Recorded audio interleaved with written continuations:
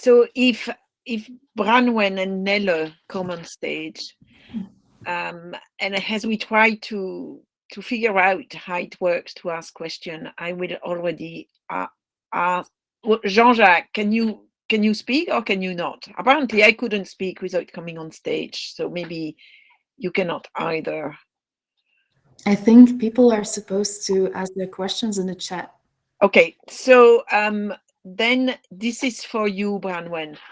Would you recognize that foreign aid, which is largely promoting donors' preferences, stands in the way of hearing the local voices? They are disturbed by foreign aid, getting locals to change their proposals to suit the perceived donor preferences.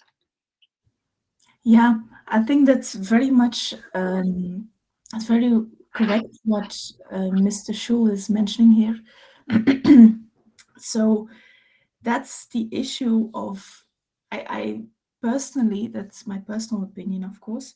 I don't think it's possible to really come in, let's say, as a foreign donor institution and overcome, let's say, all of these historic and systemic inequalities, let's say, in a very short process, in a very short time period.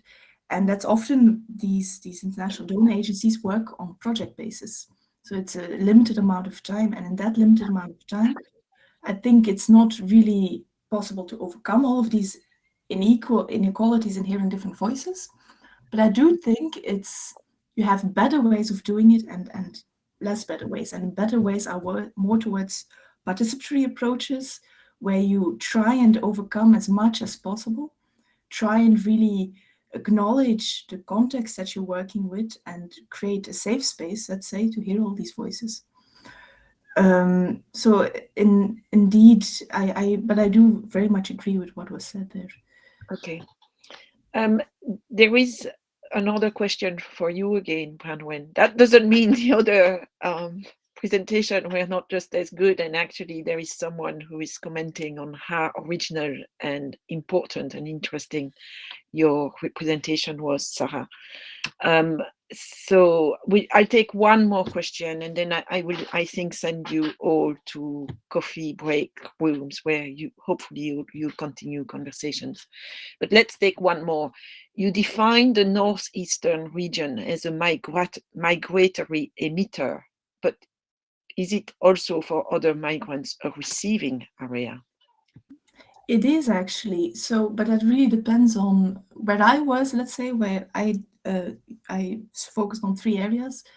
There was more, let's say, for out migrants. They weren't necessarily receiving areas, but you do have what's special about the context of the Upper East is you have large dam projects, and those dam projects also attract, let's say, a lot of laborers in the terms of you're able to do irrigation agriculture around those dams.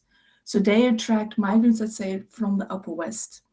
You won't often see, I mean, there'll probably be exceptions, you won't often see people from the southern areas migrate towards the northern areas for agriculture. It's mostly the inverse. So it is, to an extent, a receiving area, but it's largely an emitter. Okay, that's great. I mean, I think this was a fantastic panel. For me, it's really an example of wonderful interdisciplinarity. I think you must have had fun preparing that together and really coming.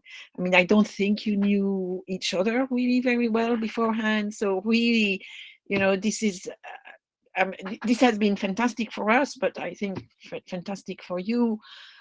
Many thanks, obviously, to the organizers to provide these opportunities, and also, to get us to a conference with a new platform, which really provides possibilities of meeting with each other. So I really would like to encourage everyone who is in the room at the moment to take advantage of that and to really try out these coffee rooms. And so I wish you all a very good day. I'm going to leave the stage.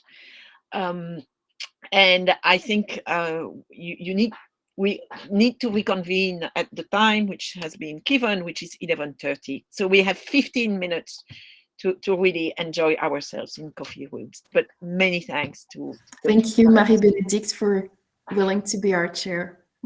Yes, thank you very much. And thank you for all the interesting questions.